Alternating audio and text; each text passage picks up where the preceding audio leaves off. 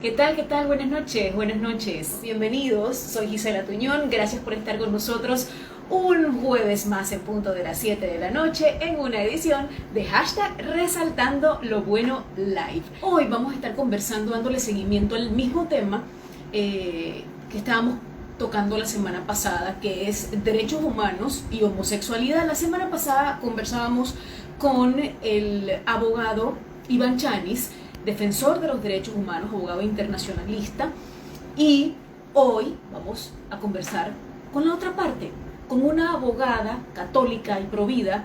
Ella es Ana Melisa Español y pues vamos a escuchar el otro lado de la moneda, como les comentaba esta mañana, porque toda historia tiene dos partes, así que tenemos que escuchar también a la otra parte. A ver si ya tenemos a Ana Melisa. Ahí está. Hola, Hola Ana Melisa, qué gusto saludarte. igual, Gisela, ¿cómo estás? Tú Gracias por sabes. aceptar esta entrevista, porque sí es importante conocer los dos lados de la moneda, conocer la otra parte del tema y sé que estuviste al pendiente y consciente de la entrevista que realizamos la semana pasada que conversábamos con el abogado Iván Chanis, como ya lo comentaba hace un ratito, y tú nos quedas como perfecta para esta entrevista porque también eres abogada, también manejas el tema leyes, además de ser católica y ser provida a nivel personal. Así que te agradezco muchísimo que con todos estos conocimientos puedas ayudarnos a despejar las dudas que podamos tener en esta noche. Así que bienvenida, Ana Melisa. Claro, Gisela, muchísimas gracias por esta invitación. Realmente, y abrirnos las puertas de esta ventana, este diálogo con todos tus seguidores, esto es un tema muy interesante. Es un tema difícil, fíjate.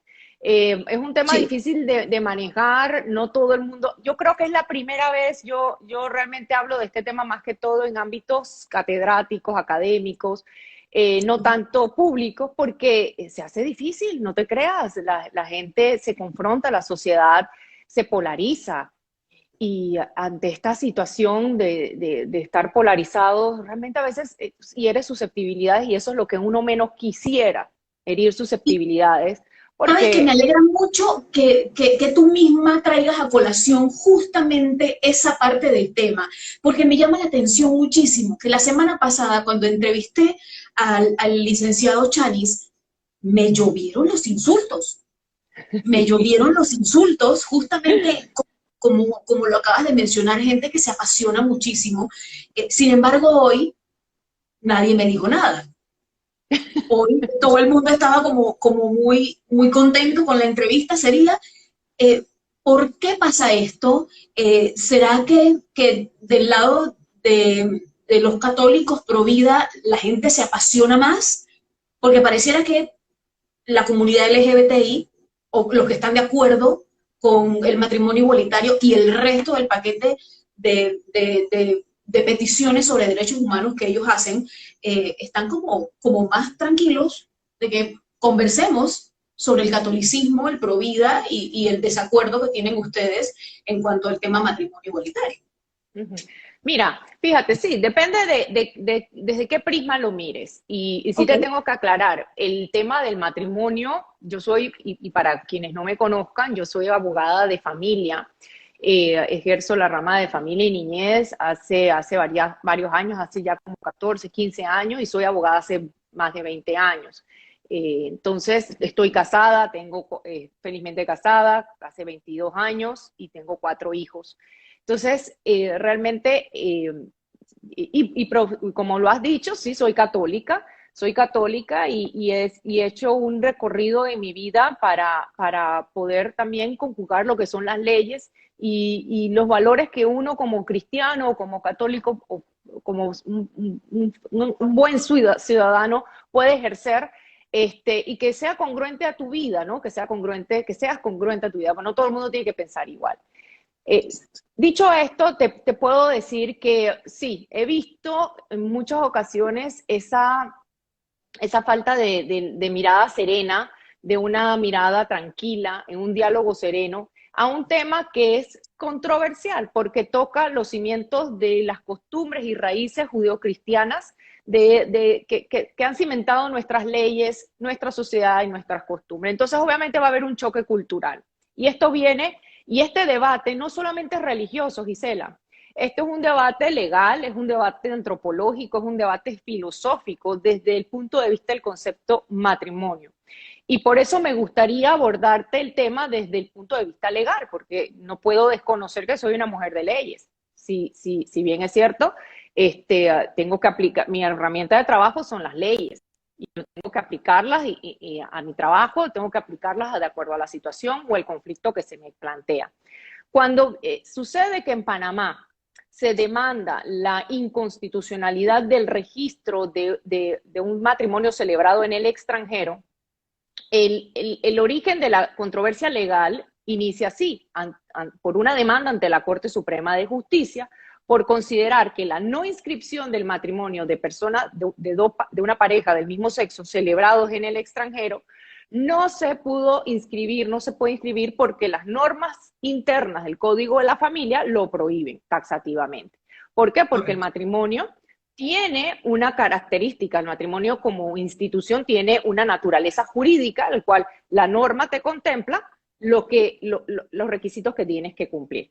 Entonces, se da un choque constitucional, los demandantes abogan porque esa situación atenta contra el derecho humano de tener una familia, contra el derecho humano de la libertad de tener una pareja. Sin embargo, nuestra Constitución es clara al establecer que en el artículo 56 y posterior en el artículo 58, cuando habla de las uniones de hecho, que el matrimonio se puede reconocer, la unión de hecho, por ejemplo, se puede reconocer por personas del distinto sexo, que estén legalmente constituidas para contraer matrimonio de distinto sexo, ¿no? Okay. El artículo 56... O sea, sí especifica claramente que debe ser de personas de distinto sexo. Te explico. El artículo 56 es el fundamento. El Estado tiene la obligación de proteger el matrimonio, la familia, la maternidad, ¿ok? Entonces, los demandantes abogan o alegan que el no inscribir el matrimonio atenta contra el artículo 56, artículo 19 de la Constitución por la discriminación, etc. Sin embargo, cuando vamos a interpretar nuestra Constitución, vemos más adelante que el artículo 58, cuando establece sobre las uniones de hecho, lo establece claramente. La unión de hecho entre personas de distinto sexo legalmente capacitadas para contraer matrimonio, mantenida durante 5 años consecutivos en condiciones de singularidad y estabilidad, surtirá todos los efectos del matrimonio civil. Por ende, según las normas de interpretación constitucional, que tienen que tener congruencia, especialmente si son normas posteriores, te da pie a entender que la Constitución en ningún momento contempla que dos personas del mismo sexo contraigan matrimonio. Entonces, desde el punto de vista constitucional en Panamá. Así que yo realmente... o sea, desde el punto de vista legal, hablando como abogada conocedora de leyes, independientemente de tu religión católica. Exacto, o sea, yo realmente mis valores y mis principios cristianos los entiendo perfectamente, los aplico a mi vida personal. Sin embargo, cuando vamos a hacer un análisis de la ley en Panamá, hay que estar claros que la Constitución no lo contempla. Y hay todo un debate en materia de derecho internacional sobre si la Convención de los Derechos Humanos realmente, el matrimonio homosexual realmente es un derecho humano o no. Ojo, yo no estoy diciendo que, y como mujer de leyes que soy, yo no estoy diciéndote que dos personas del mismo sexo que quieran convivir, que quieran formar una familia pues, y tener un hogar, no tengan el derecho de hacerlo. Claro que sí, o sea, aquí no estamos hablando de atentar contra las libertades individuales, la libertad sexual de cada quien, de formar su familia, de formar una pareja, ¿ok? O sea, que hay que estar claro que hay una libertad de convivencia que hay que respetar. Sin embargo, tenemos un problema jurídico que hay que resolver a nivel constitucional y a nivel legal en este país, a ver cómo vamos a proteger los intereses de las parejas que quieran convivir juntas y que sean del mismo sexo. Que vendría siendo entonces el marco legal del matrimonio es lo que tiene que definirse. Así es. Que ahí es donde se mezcla entonces el tema jurídico con el tema religioso, que tanto lo jurídico no lo aprueba, no está por escrito, y lo que no está por escrito legalmente pues no existe. Y al mismo tiempo el tema religioso que no lo permite porque va en contra de los valores y las costumbres, como bien lo mencionaba en un principio. Ok, sobre eso te tengo que decir algo. Fíjate, el Código de la Familia, el Estado, en la Constitución y nuestras leyes, el Código de la Familia, en el artículo 26, que es el que se demanda por inconstitucional, el artículo 26 del Código de la Familia define como matrimonio como la unión entre el hombre y la mujer, que quieran entablar una relación en condiciones de estabilidad y singularidad. El Código de la Familia no lo hace, no protege la relación matrimonial por razones morales, ni tampoco por razones religiosas. El matrimonio, quedemos claro, el matrimonio es una institución que precede al Estado y a la religión. El matrimonio es una institución que tanto el Estado y la religión en algún momento coincidieron en su necesidad de protegerla y promoverla. Sin embargo, nuestra ley no está para velar ni proteger moral ni relaciones afectivas. Okay. ¿Me comprendes? En nuestra ley, el matrimonio, como está definido en el artículo 26, es una institución que el Estado descansa la protección de los miembros de la familia. Y para mí, en el hecho de hacer una figura jurídica para proteger las relaciones de personas del mismo sexo, no implica que vamos a discriminar, ¿no? y mantener el matrimonio en su institución, en su naturaleza jurídica y en su definición como tal, no implica discriminar a aquellas parejas que busquen una opción legal viable y potable para proteger sus derechos. ¿Por qué digo esto? Y es interesantísimo, Gisela, porque el matrimonio, en su definición, apunta a proteger a las partes más vulnerables. ¿Y cuáles son las partes más vulnerables? O sea, hay una relación entre el hombre y mujer, somos iguales en derecho, iguales en dignidad, sin embargo, pasa algo. En la mujer, en el vínculo sexual que hay entre el hombre y la mujer es la que queda embarazada y es la que puede quedar vulnerable, ¿verdad? Porque tiene que cuidar de otro ser. Entonces, en esa vulnerabilidad de derechos, el Estado protege a la mujer y protege a los hijos. Te puedo dar un ejemplo. El artículo 34 del Código de la Familia, que establece la prohibición taxativa de las personas, que dos personas del mismo sexo no se pueden casar, también establece otras prohibiciones. Por ejemplo, no te puedes casar con tu hermano o con tu hermana. ¿Por qué tú crees que la norma lo contempla? ¿Por qué no me puedo casar con mi hermano si las relaciones incestuosas se dieron a lo largo de la historia? Precisamente porque si me caso con un familiar, con mi hermano, la prole la descendencia que voy a tener, lo más probable es que tenga problemas genéticos. Por eso es que la norma contempla, espérate, de esta relación pueden salir hijos que vayan a tener problemas congénitos.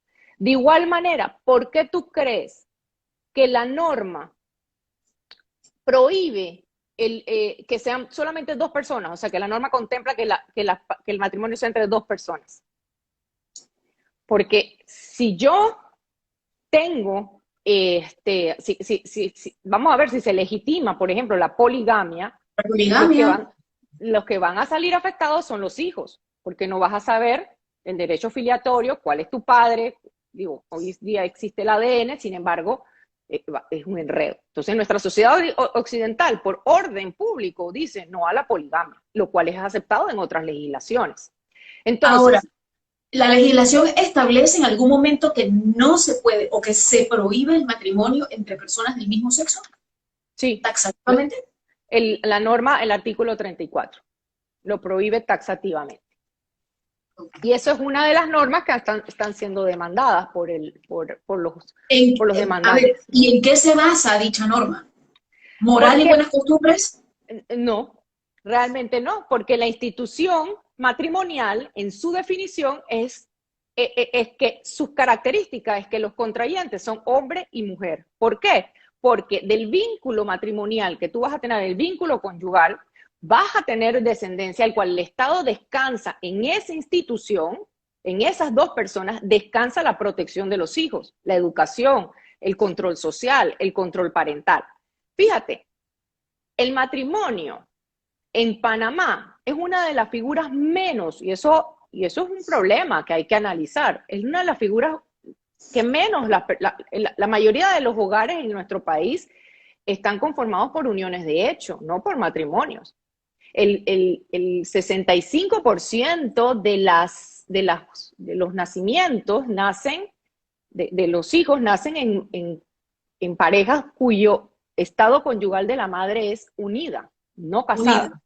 Ajá. Entonces, ¿por qué la gente no se casa?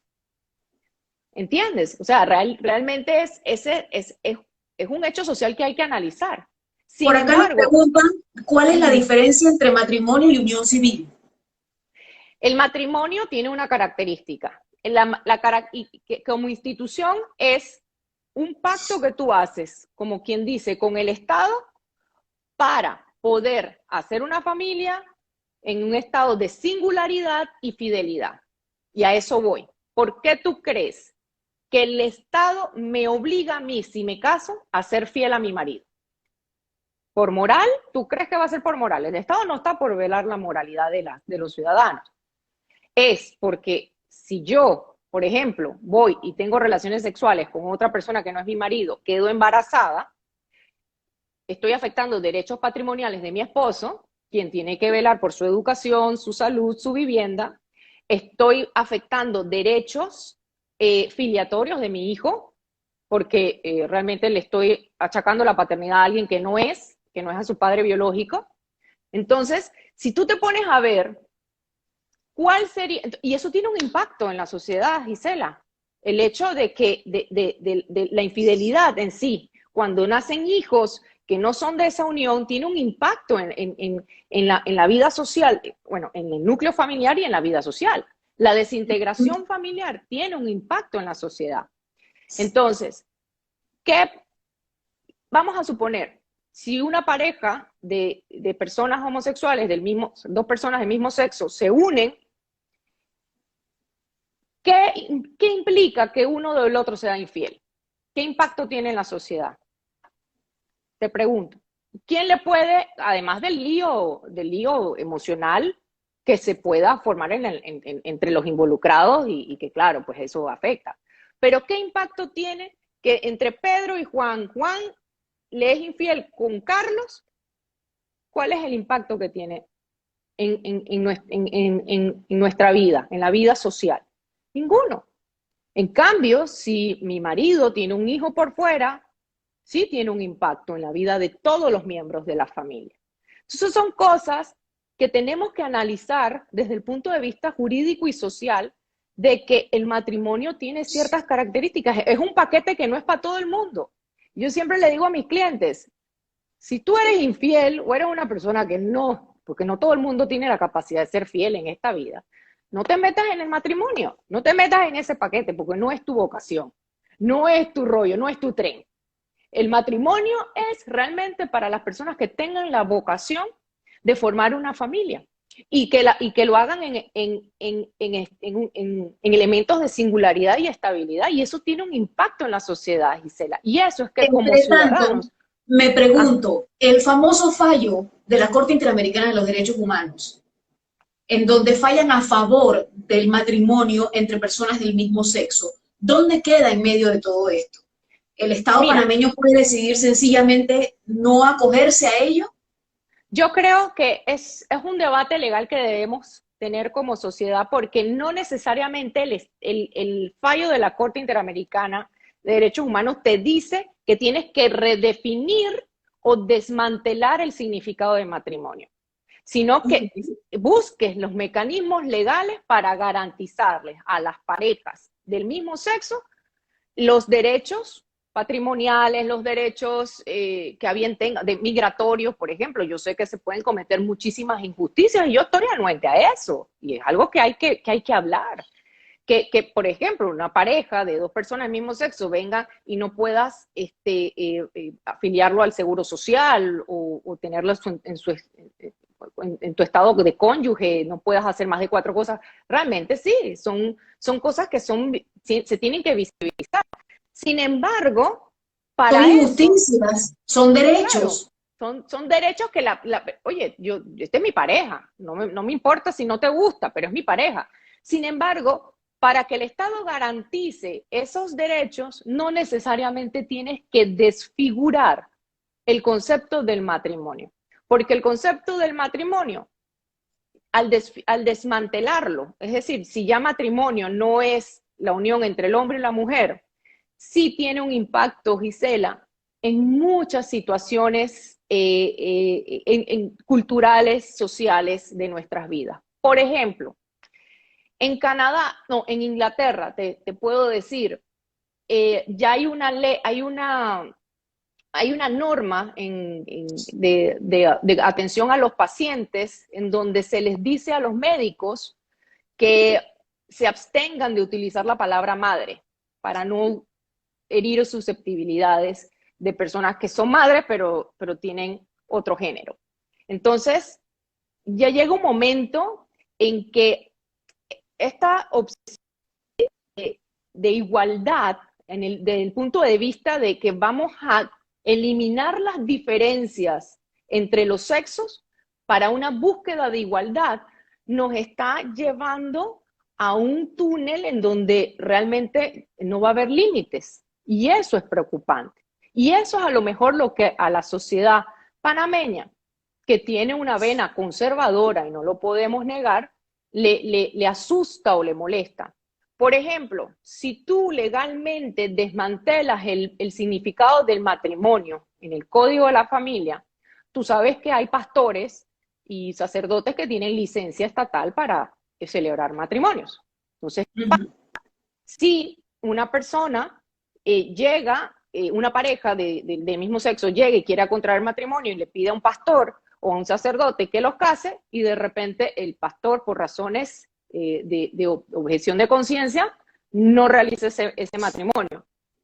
Ya la persona entonces tiene un problema, puede ser acusada de crimen de odio, puede ser acusada de discriminación. Entonces, hay veces que tenemos que ponderar también, sí, tú tienes derechos como pareja de vivir en libertad en este país sin que nadie te diga nada y que se reconozca tu unión libremente. Sin embargo, cuando ya tú cambias conceptos legales, sí te estás metiendo en raíces culturales y sociales que van a ser choques innecesarios y que puede transgredir tu derecho a la libertad de expresión, libertad de conciencia, libertad de educación.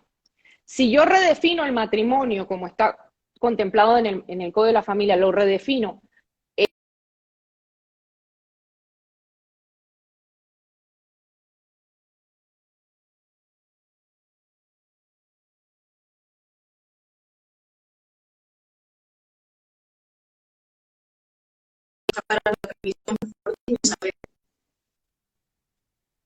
Ana Melissa, te perdí, Ay, discúlpame, sí, no, me fui, no te escuché lo último, no sé si fuiste tú o fue la mía, pero te Es perdí que la el última internet parte. está malísimo.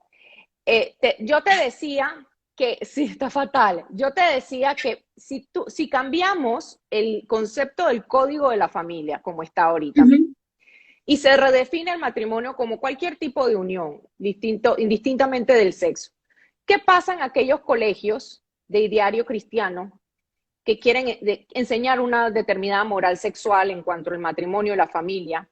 Ya no puedes hacerlo, porque legalmente en los colegios se tiene que impartir lo que legalmente se establece. Entonces, si no damos pie a esa diferenciación, sí estamos afectando libertades de enseñanza, libertades religiosas, libertades de impartir una determinada moral que tú quieras impartir en tu familia o en el colegio, y entonces encontramos los choques culturales. Y eso Pero no es también una injusticia querer impartir una moral en un planeta en donde todos se supone que debemos tener espacio de ser, mientras que no estemos haciéndole daño a los demás. O sea, quiero entender. Mira, está muy buena tu pregunta. Todos tenemos una moral. Tú tienes derecho a tener una moral. ¿Una moral qué es? Un código de conducta. ¿Ok? Correcto. Y para el código de conducta, si para ti, como cristiano o como ser humano, realmente piensas que está mal tener relaciones sexuales, ya sea o fuera del matrimonio o con personas del mismo sexo o que seas o tengas relaciones sexuales promiscuas, tú tienes un código de conducta de acuerdo a tu moral sexual, sin necesidad de ser peyorativo o ser discriminador o no respetar al que tiene una moral o una conducta distinta a la tuya. Es como si yo criticara. Importante, me quedo con esa frase, subrayo esa frase, porque a veces siento Claro, que no somos respetuosos, o sea, nos claro, no, gusta no, mucho es que mira, llamarles aberración, y a ver, siento que no es la forma. no, claro, es que tampoco puedes irte, es decir, uno tiene que respetar, Gisela, uno tiene que respetar. O sea, el hecho de que una persona esté formada en cierta moral, ciertas normas, ciertas conductas, no te da el derecho a ti a discriminar, ni a cuestionar, ni a juzgar al que no hace lo mismo que tú. Yo estoy completamente de acuerdo con eso. Es que y ahí depende el respeto, la tolerancia a los seres humanos. Que Somos digo que no todos, está somos mal, seres humanos. como bien mencionabas tú hace un ratito, todos tenemos derecho a nuestro código de conducta, a nuestra moral, a nuestros valores, y de hecho varían de casa a casa. Eh, Así es. Conductas como en mi casa no se come en los cuartos, en la mía sí se come en los cuartos, por decir una cosa muy vaga, y muy sin importancia. Y así hay códigos de conducta, como bien lo decías, digo, educar a mis hijos enseñándoles que son una aberración es muy mi derecho, que nadie se puede meter en eso, pero de eso a ir a insultar a las personas, siento que ahí es donde hay un fallo, eh, No, sí. digo, no No, puede ser estamos con de ningún acuerdo. ser humano. Eso es educación, Gisela, eso es educación. Realmente, el hecho de que tú puedas vivir, y eso es indistintamente si eres cristiano o no, o eso no tiene nada que ver con la religión que uno profese, es con la educación que uno tenga. Y uno no puede ser peyorativo ni discriminar al otro porque tú tengas ciertas normas, conductas, cierta moral, ciertas costumbres. Uno tiene que aprender a respetar. Mira, es paradójico. Nosotros en Panamá, nuestra bandera representan los colores azul y rojo, que son los liberales y los conservadores. Y realmente aprendimos a vivir y la pudimos hacer congruentes. Panamá es un país que, a pesar de ser un país conservador, tiene leyes bien liberales. Nosotros desde el año 46 en la Constitución se contempla la unión de hecho y se le da un reconocimiento constitucional, situación jurídica que era impensable en otros países de la región, menos Colombia, ni Nicaragua, ni Centroamérica. O sea, era impensable que el Estado le reconociera a las uniones de hecho, pero se dio porque obviamente es la opción en que muchos ciudadanos no están para casarse, sino bueno, para unirse, y el Estado se vio en la necesidad de reconocerlo y de reconocerlo jurídicamente. Por eso es que yo Y no esto estoy de acuerdo. dentro de la moral y las costumbres, era escandaloso. Hay casas en las Mil, que todavía eso es escandaloso. 1946. ¿Tú te puedes imaginar eso? Que nuestra constitución en 1946 reconociera la unión de hechos. Eso quiere decir que Panamá tuvo la capacidad de analizar un hecho social y que había que brindarle protección jurídica a aquellas parejas que no optaban por el matrimonio. Por eso, yo insisto, el hecho de que tú optes por el matrimonio o optes por otra figura legal para unirte en matrimonio, o unirte en pareja, no quiere decir que estés discriminando una o la otra. Simplemente que estemos claros realmente con el concepto del matrimonio. Y eso es algo, Gisela, que se sale un poquito del tema, pero yo vengo años, tengo más de 11 años de estar ayudando y capacitando a parejas. No, mira que esto es interesante, esto es un curso de amor matrimonial en una fundación que le ofrece a parejas para analizar situaciones en tu matrimonio y poder mejorar tu relación matrimonial. No desde el punto de vista espiritual, sino con análisis de casos. Y a mí la experiencia de mi trabajo me ha hecho ver un panorama de realmente, Gisela, cuando hay un divorcio, y especialmente un divorcio mal llevado, el impacto que tienen los hijos, el impacto que tienen las personas. Por ejemplo, la infidelidad.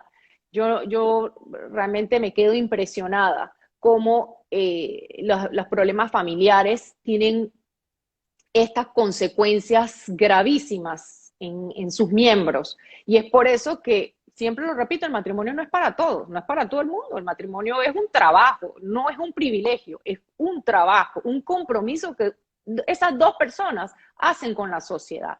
Y visto desde ese punto de vista, uno ya le puede dar una mirada sociológica muy distinta a todo este engranaje moral, religioso, etcétera. Aunque, claro, hay un debate muy interesante sobre matrimonio desde el punto de vista religioso, y ese es otro tema aparte, pero yo sí te quería hablar desde el punto de vista legal y desde el otro lado de la moneda, para que entiendan de que hay otras situaciones jurídicas que hay que analizar, ¿verdad? Hay que analizar. O sea, en medio de una relación matrimonial hay hijos. Y cuando tú no cumples tus deberes conyugales, hay consecuencias nefastas. Es cierto, pero también hay parejas que no tienen hijos y Sí, también claro. tienen acceso a un matrimonio. Claro, claro, es que el matrimonio realmente, o sea, no es como decir, las relaciones sexuales solamente son para tener hijos. No, ¿quién ha dicho eso? Es una de las consecuencias, una de las dimensiones de la relación. O sea, no es la única, y no es la única finalidad. Lo mismo es con el matrimonio. Obviamente, si tú creas una figura jurídica, como por ejemplo una unión civil o una ley de convivencia civil para personas del mismo sexo, obviamente van a haber derechos y situaciones a las cuales tú vas a adquirir como pareja que van a coincidir con el matrimonio. Ok, esto hemos hablado los primeros 34 minutos sobre la parte legal del tema, que es infinitamente interesante y creo que nos da para quedarnos 34 minutos por 10. Sin embargo, no puedo dejar de tocar la parte religiosa del tema, porque, porque me gustaría saber por qué el temor, o cuál es el temor, o si realmente existe un temor a nivel religioso en cuanto a ese tema del matrimonio. Ellos han manifestado en infinidad de ocasiones que ellos no quieren casarse por la iglesia, que lo que quieren es su matrimonio civil. También le pregunté por qué empecinarse en llamarse matrimonio, por qué no aceptar una figura de un pacto, de un contrato, de una unión civil, por qué querer llamarse matrimonio. Y la respuesta de ellos fue bastante clara, porque eso también es discriminar. Que yo no me pueda casar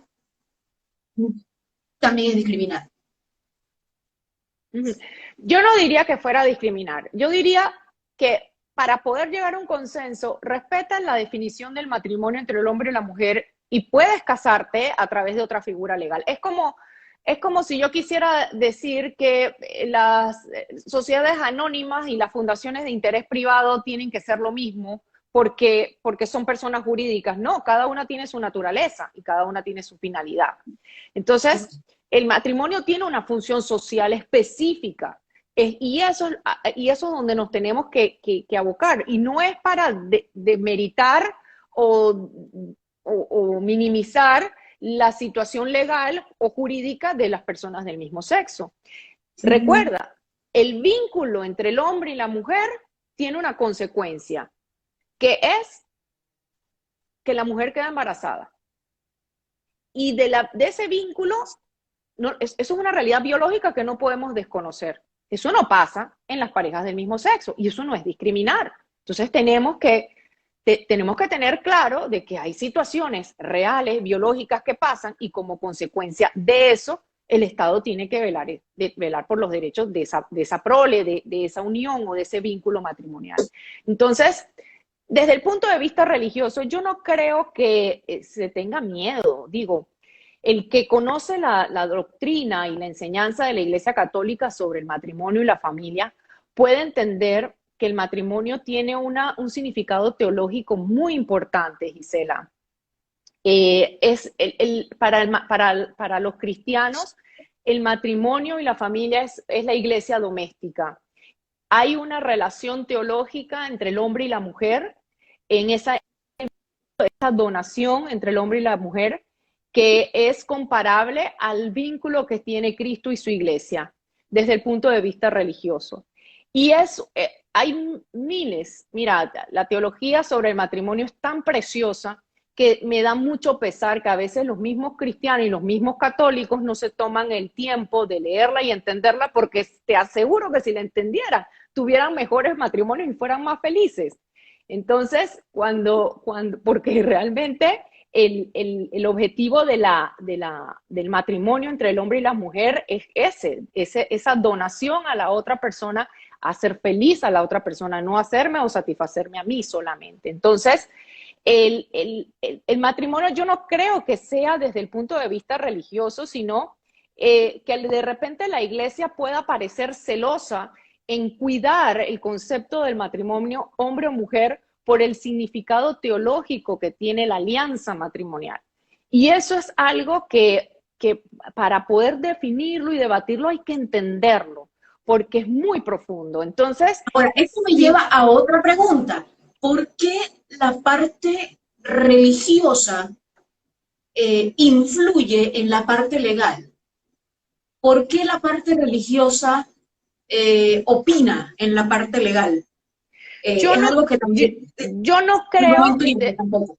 Desde el punto de vista legal, mira, te lo digo siendo una persona estudiosa de las leyes de familia, yo no veo en las normas de familia ni en la Constitución ninguna raíz religiosa. O sea, son objetivos totalmente distintos. El Estado es frío, el Estado es muy frío, el Estado solamente quiere que tú te hagas cargo de ese chiquillo, que le pagues la pensión, que le pagues la educación, que le des salud, que le des vivienda. Hay una gran relación entre la estructura familiar y la pobreza. Hay una gran incidencia. Cuando tú ves hogares que están fragmentados, inmediatamente hay una relación con la pobreza, deserción escolar, drogas, violencia, etcétera.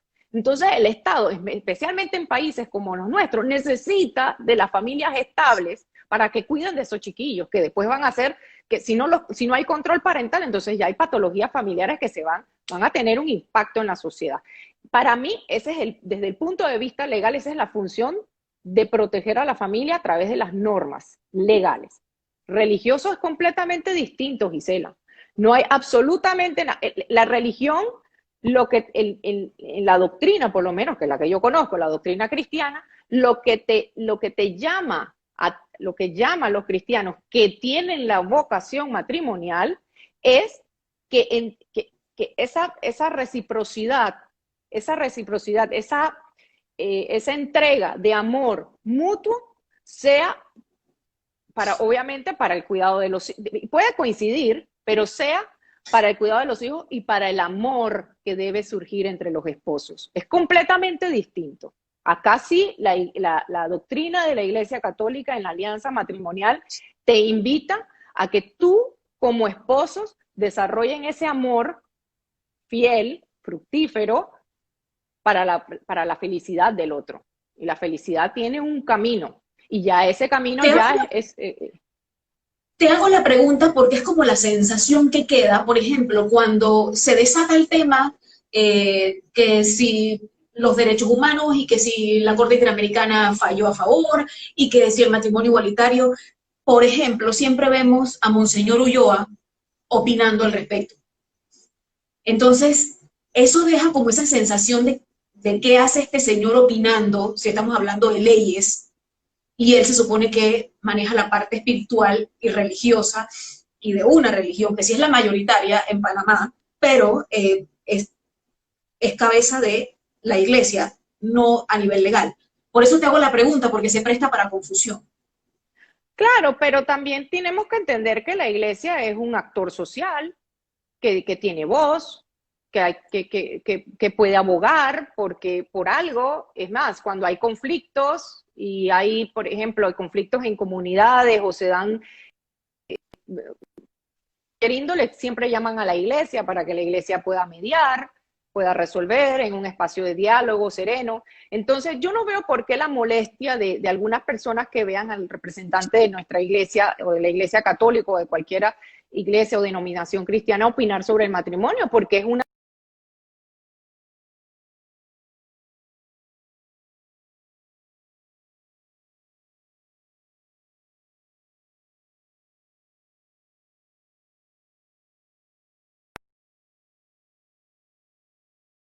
escuche o que no le importe, pues esa es su opinión. Es como si yo veo en la televisión la opinión de alguien y que realmente no comparto esa opinión, pero es un actor social. Me explico, o sea, uno también tiene que escuchar la opinión de la iglesia, y te puedo decir que la opinión de Monseñor Ulloa y la opinión del Papa Francisco no distan, son muy, muy parecidas, solamente que la gente... Eso que mencionas es bien interesante, porque también se caldearon los ánimos cuando salieron las últimas declaraciones del Papa, que después dijeron que realmente eso no fue lo que dijo, pero que sí lo dijo, pero que el periodista lo cortó y que pegó y que dijo lo que no era. Al final, ustedes que están bien metidos en la iglesia, ¿qué es realmente lo que piensa el Papa? ¿Cuál es el mensaje real del Papa respecto a esto? Mira, el Papa Francisco es un ser humano maravilloso. Realmente que la labor que él ha hecho en la iglesia es un Papa carismático, es un Papa que ha hecho que cristianos, católicos y no creyentes pongan la mirada sobre la iglesia y sobre las enseñanzas de la iglesia. Y, y yo creo que eso es importante destacarlo. No sé si me perdiste ahí un momentito, que me estaba, como que se fue la señal. Lo que te decía era que el Papa Francisco ha sido un Papa maravilloso. El Papa Francisco, cuando lo entrevistan, Gisela, da la casualidad. Por ejemplo, cuando él estaba en un avión y le preguntaron sobre la situación de los homosexuales, él dijo: si un homosexual se acerca a Dios, ¿quién soy yo para juzgarlo? ¿No? Estamos bien. Sin embargo, y ahí todo el mundo, sí, y es verdad, y estoy completamente de acuerdo con lo que el Papa dijo. ¿Quién es uno para juzgar a una persona? Sin embargo, cuando la gente hace como un alto ahí y no escucha lo que termina el Papa de decir, y el Papa dice: sin embargo, la ideología de género es algo muy malo, y el lobby LGTB, etcétera, es algo muy, muy malo. ¿Por qué? Porque lo que están pretendiendo es quitar esa diferenciación entre el hombre y la mujer e introducirlo en el sistema educativo. El Papa lo dijo clarito. Entonces, la molestia del Papa no es que la persona homosexual, pues obviamente vive, se quiere acercar a Dios, nadie puede juzgarlo, ni nadie, pues es que todos somos, desde el punto de vista religioso, cristiano, todos somos pecadores. Sin embargo, el Papa ha sido muy enfático y muy, muy categórico al hablar sobre la ideología de género. Y el que no me crea, que busque Amores Leticia, que es una encíclica, es una exhortación apostólica que él hizo y que él habla clarito sobre la ideología de género. El Papa, en sus declaraciones también, cuando él habló de que la persona homosexual tiene derecho a una familia, claro que sí, o sea, nadie... Hombre, si tú tienes un hijo que tiene una orientación sexual distinta a la que tú le has enseñado, definitivamente no puedes rechazarlo, no puedes botarlo de la casa, no puedes, tienes que acogerlo, quererlo como es, y punto. O sea, no, eso no es la enseñanza de la Iglesia Católica, no es que tienes un hijo homosexual y lo vas a tirar al ruedo o lo vas a botar de la casa. Definitivamente eso es impensable desde mi punto de vista. Sin embargo, el Papa habló de una solución para esta situación que tiene al mundo enfrentado, en donde se piense o se vea la opción de una convivencia civil o de una ley de convivencia civil. Que palabras más, palabras menos, fueran las mismas palabras del Monseñor Ulloa. Sin embargo, me parece que acá a la gente le causó como más molestia que las palabras del Papa. Pero bueno, son interpretaciones. Sin embargo, el Papa Francisco, en todas sus disertaciones, en su encíclica, una de sus primeras encíclicas, habla clarito sobre la importancia de fomentar y de exaltar el matrimonio en su definición como el hombre y la mujer. La encíclica Lumen Fidei creo que es una de las primeras. Cuando tú la lees, tú te das cuenta de esa enseñanza sobre el matrimonio. Y lo ha dicho clarísimo en muchísimos foros. Él no va a desmeritar jamás, ni va a quitarle ese valor que enseña la doctrina de la Iglesia Católica sobre el matrimonio y la familia. Eso está claro. O sea, yo realmente no veo ninguna confusión, ni tampoco me escandalizó las palabras del Papa. Al contrario, pienso igualito que él, y me encanta que haya traído a colación, bueno, esta situación, porque son cosas que hay que hablarlas y hay que dialogarlas, Gisela. Si uno no dialoga y uno no las habla, uno cómo va a aprender o a escuchar al otro. Correcto, justamente por eso, como le comentaba también a Iván la semana pasada, por eso trato de buscar este espacio no de confrontación bajo ninguna circunstancia. Sí, sí me toca cuestionarlo porque pues es mi papel como periodista. Sin embargo, es ese espacio para educar, que el que está en contra del matrimonio igualitario, o el que es católico, o el que es pro vida, puede escuchar a un Iván Chanis, y que un LGBTIQ más puede escuchar a Ana Melissa.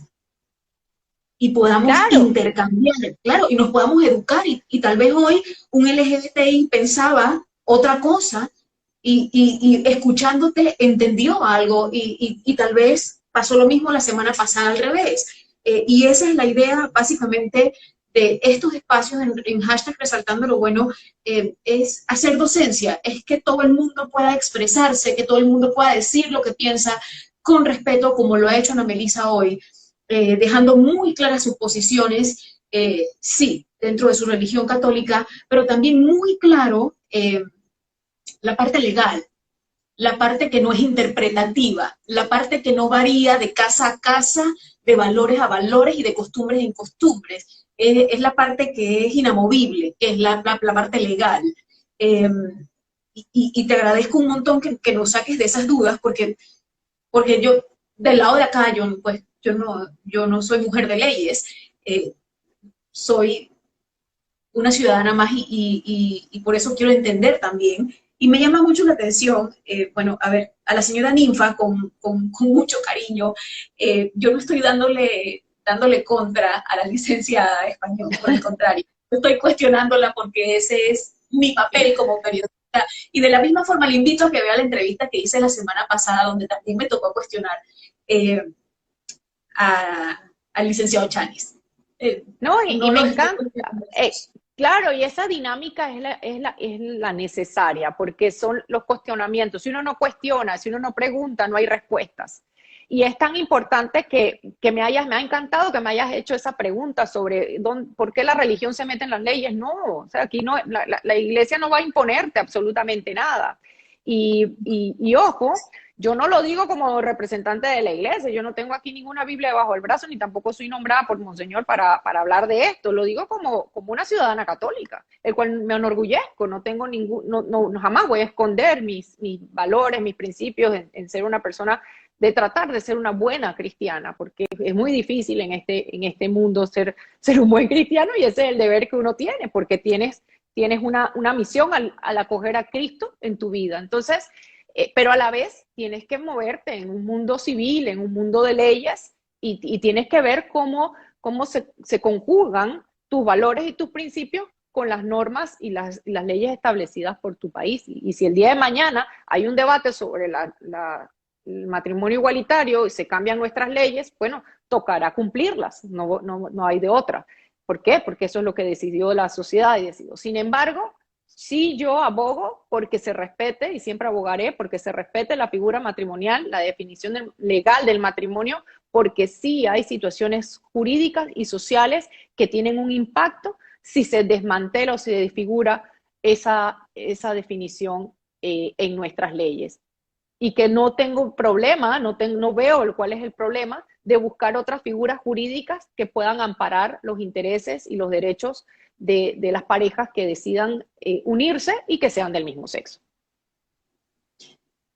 Me gustaría terminar esta entrevista.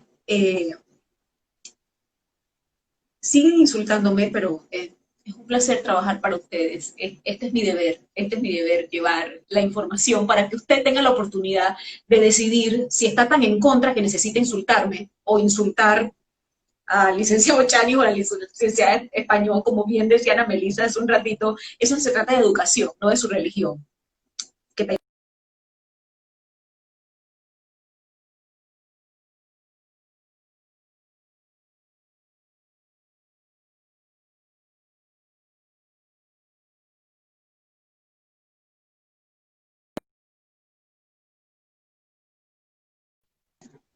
Ay, no Ahora fuimos. sí, volví. Ahora sí. Sí, a ver, saludos a Cable Onda, que hoy nos ha tumbado Ay, la transmisión ya 2 veces. horrible.